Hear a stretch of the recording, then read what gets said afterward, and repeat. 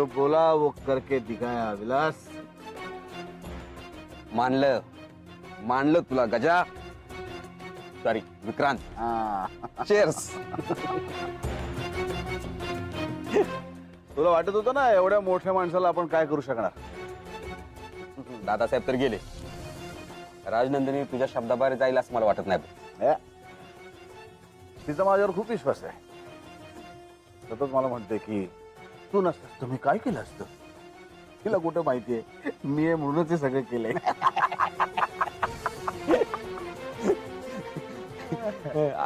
आता पुढं पुढे काय, राजनंदिनी तर ऑफिसला येणार नाही, तिने सगळ्यांसमोरच ते जाहीर केलंय।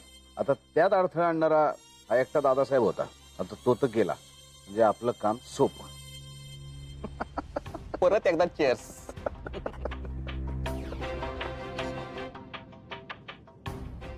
आता सरंजामे साम्राज्य सगळं माझं होणार। त्यांचं आडनाव सुद्धा तू ओरबाडून घेतलंस रे। सगळं ओरबाडून घ्यायला तर आलोय मी इथे।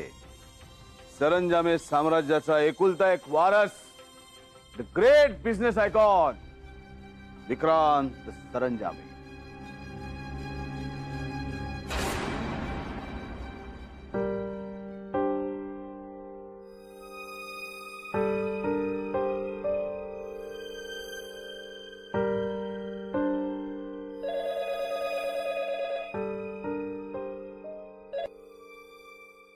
हॅलो हॅलो, मी दखणे।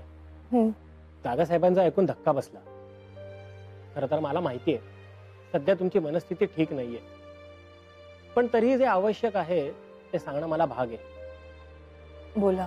दादासाहेबांचं मृत्यूपत्र तुमच्या समोर वाचणं गरजेचं आहे। हे बघा, आता मला ते मृत्यूपत्र वगैरे नाही ऐकायचं। ते गेले यावरच अजून माझा विश्वास नाहीये। ते सगळं नंतर नाही करता येणार का? मी समजू शकतो, पण दादासाहेबांनी नुकतेच मृत्यूपत्रात काही बदल केले होते, ते तुम्हाला सांगणं मला बंधनकारक आहे। दादासाहेबांनी विल मध्ये बदल केले होते? कधी? तुमचा विश्वास बसणार नाही, पण ते जाण्याच्या एक दिवस आधी त्यांनी मला फोन करून हे बदल करायला सांगितले होते। पण मला यातलं काहीच माहिती नाहीये। माहित नसणार, मला कल्पना आहे। कदाचित मृत्यूपत्र तुम्हाला दाखवण्याचं त्यांच्या मनात असेल, पण त्यापूर्वीच ते आपल्याला सोडून गेले।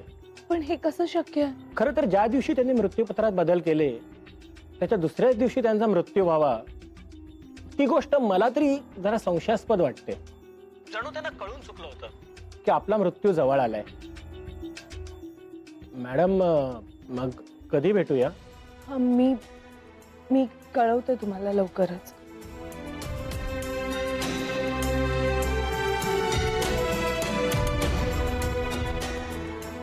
खरं तर ज्या दिवशी त्यांनी मृत्यूपत्रात बदल केले त्याच्या दुसऱ्याच दिवशी त्यांचा मृत्यू व्हावा, ती गोष्ट मला तरी जरा संशयास्पद वाटते।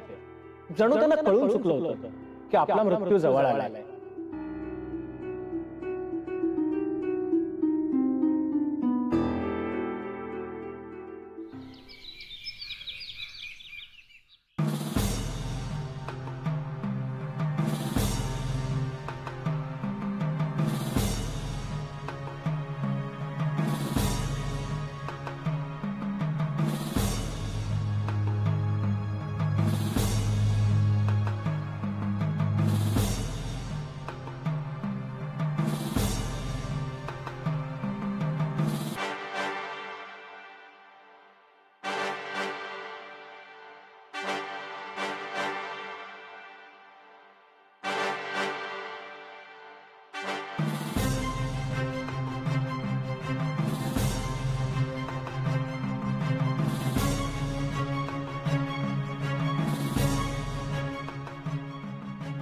दादासाहेबांसाठी आपण सगळेजण एक 2 मिनिटं शांतता पाळूया।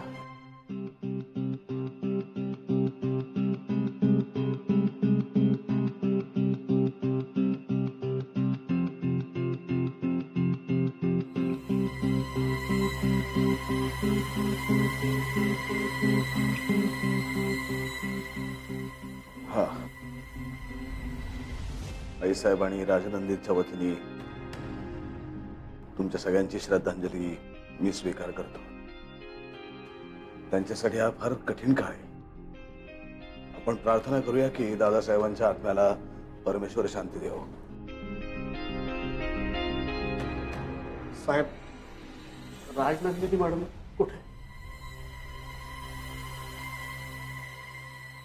तिची मनस्थिती ठीक नाही सध्या. इकडे आली असती तर तिला या सगळ्या गोष्टींनी परत खूप त्रास झाला असता. आपण तिची अवस्था समजून घेतली पाहिजे सगळ्यांनी. हं?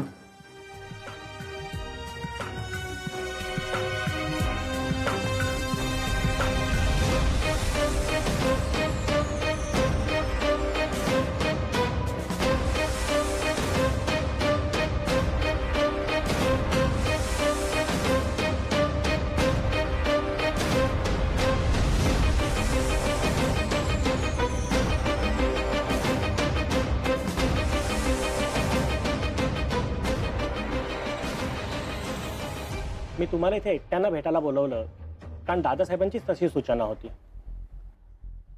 दादासाहेब मृत्यूपत्राचा विचार करत होते, याच गोष्टीचं मला खूप आश्चर्य वाटतं. हे मृत्यूपत्र त्यांनी काही दिवसांपूर्वीच करून घेतलं होतं, म्हणजे तुमच्या लग्नाच्या आधी. अच्छा.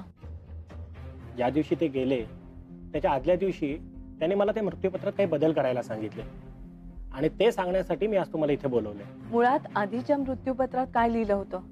आधीच्या मृत्यूपत्राप्रमाणे त्यांनी आपल्या संपूर्ण इस्टेटीची अर्धी अर्धी वाटणी केली होती.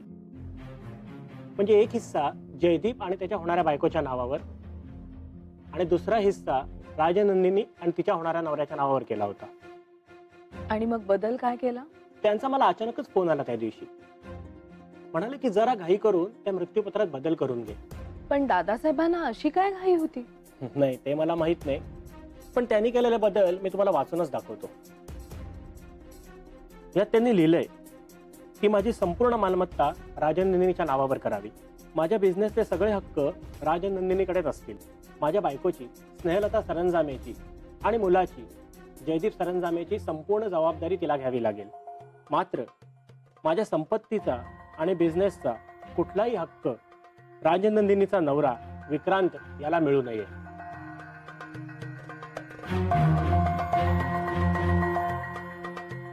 राजनंदिनीला तिच्या नावावर असलेली मालमत्ता आणि बिझनेस इतर कोणाच्याही नावावर करण्याचा अधिकार राहील, परंतु माझ्या मालमत्तेतला आणि बिझनेस मधला 1 रुपया सुद्धा विक्रांतच्या नावावर राजनंदिनी सगट इतर कोणालाही करता येणार नाही. काय झालं? काय लागला पत्ता? जिथं शक्य होतं तिथं सगळीकडे जाऊन बघितलं. देवळात पण जाऊन आलो, पण कुठंच नाही ती. तिच्याबद्दल ना फारसं काही माहित नाही ना आपल्याला.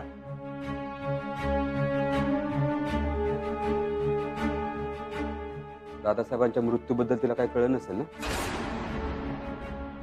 वेळ आहेस काय? का बस, तिला अजिबात कळलं नाही. या कानाची त्या कानाला खबर लागणार नाही. मग गेली कुठे ती? ती पण आपल्या वडिलांच्या श्रद्धांजलीच्या वेळी.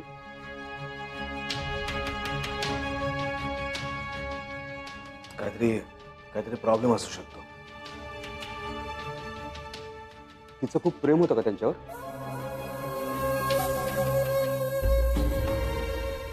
त्यांच्या अचानक जाण्याने ना तिला धक्का बसला असणार. अजून जास्त दुःख नको म्हणून मग ती आली नसेल श्रद्धांजलीच्या वेळी. सगळे लोक येणार, आठवण काढणार, ते नको असेल तिला. असे असू शकतं. काय ते शोधून काढ.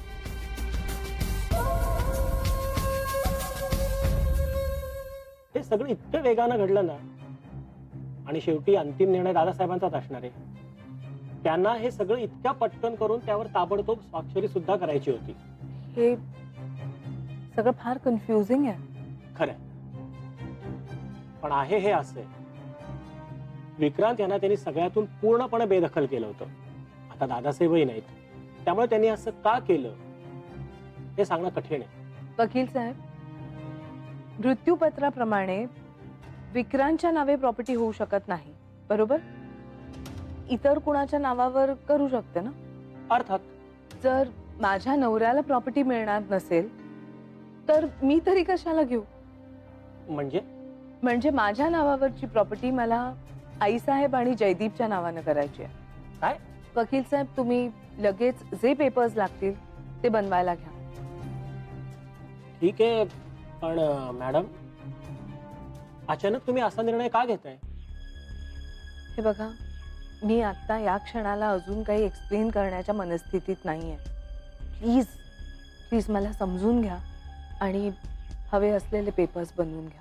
मी एक बोलू? तुम्ही म्हणालात ते खरं आहे. काही दिवस जाऊ देत. तुम्ही या मनस्थितीतून बाहेर आलात की शांतपणे विचार करा आणि मग काय ते सांगा, असा माझा सल्ला आहे. सध्या तुमची मनस्थिती ठीक नाहीये, त्यामुळे भावनेच्या भरात तुम्ही कुठलाही निर्णय घेऊ नये असं मला वाटतं. मी हा निर्णय भावनेच्या भरात वगैरे येऊन घेत नाहीये. दादासाहेबांनी जयडू आणि आईसाहेबांची जबाबदारी माझ्यावर टाकली होती. मी त्यांच्या भविष्याची सोय करते. माझं काय ते मी बघून घेईन. ठीक आहे, हेच तुमचं फायनल असेल तर? हो, हेच माझं फायनल उत्तर आहे. प्लीज तुम्ही पेपर्स तयार करा.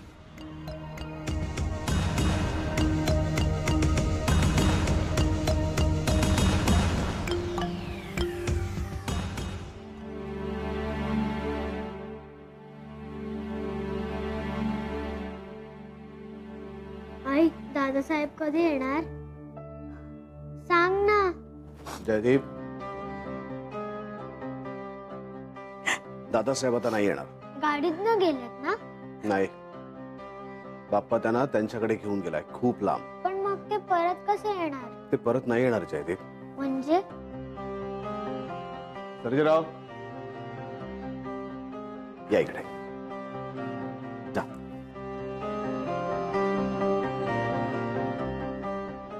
राजनंदिनी अजून कशी आली ती?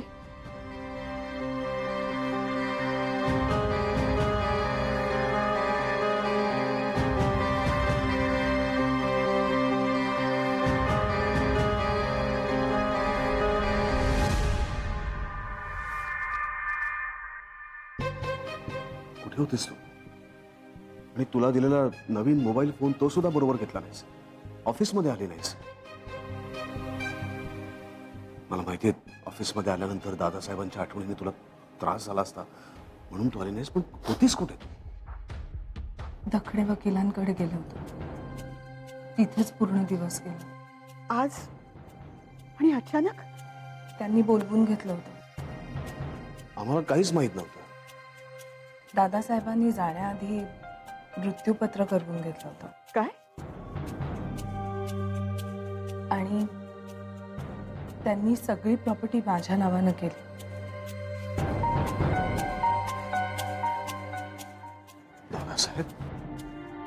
दादासाहेब किती पुढचा विचार करणारे तुम्ही होता.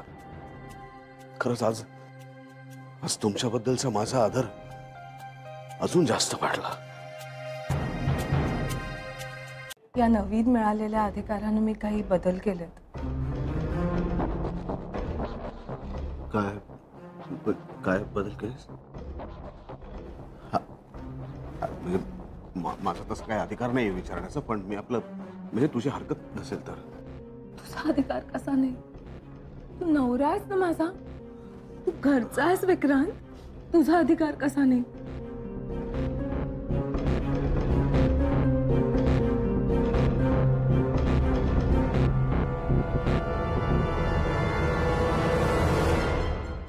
मी आपली सगळी प्रॉपर्टी तुमच्या आणि जयदीपच्या नावानं केली.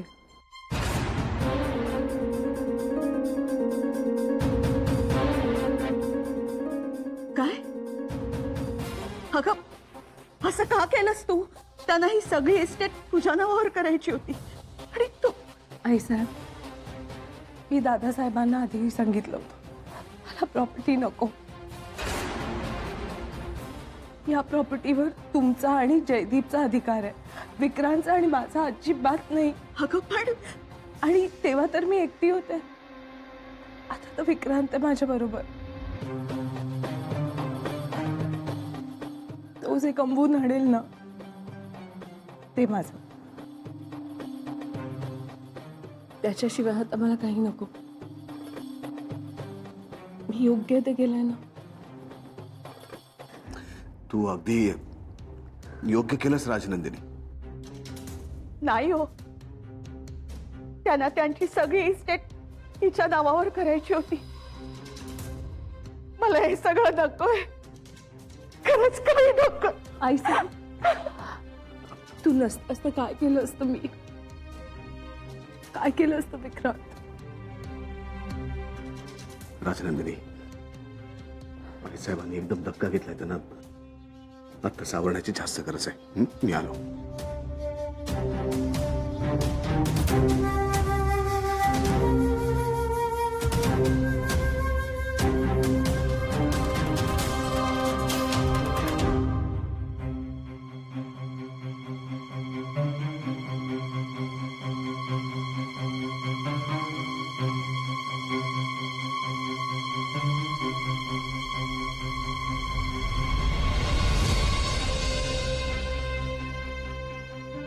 काय झालंय सर?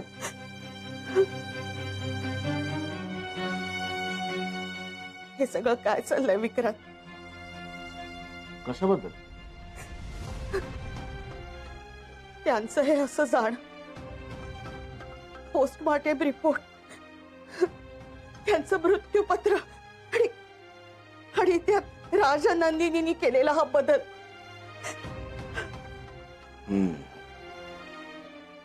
तिचं आमच्यावर खूप प्रेम आहे. तिने कसलाही विचार न करता सगळे इस्टेट आमच्या नावावर केली आहे. विक्रांत, तुम्ही सांगाल तसं बोलायचं आणि वागायचं ठरवलं होतं मी, पण यावेळी मी गप्प नाही बसू शकणार. तुम्ही सांगाल तसं बोलायचं आणि वागायचं ठरवलं होतं मी, पण यावेळी मी गप्प नाही बसू शकणार. मी पोलिसांना सरळ सगळं खरं सांगून टाकणार आहे. दादासाहेबांना मी चुकीचं औषध दिलं, त्यांच्या मृत्यूला मी जबाबदार आहे. मला सांगितलं पाहिजे. आई साहेब, तुम्ही आधी शांत व्हा बघू, प्लीज प्लीज. मला नाही सहन होत, माझं मन मला काढतंय. आई साहेब, असं काय करताय?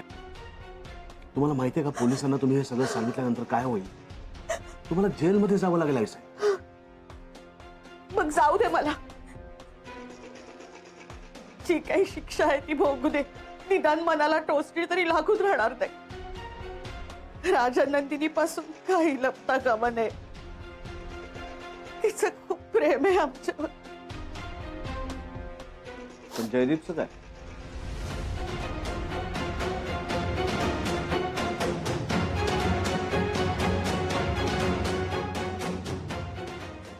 त्याला त्याची आई नको?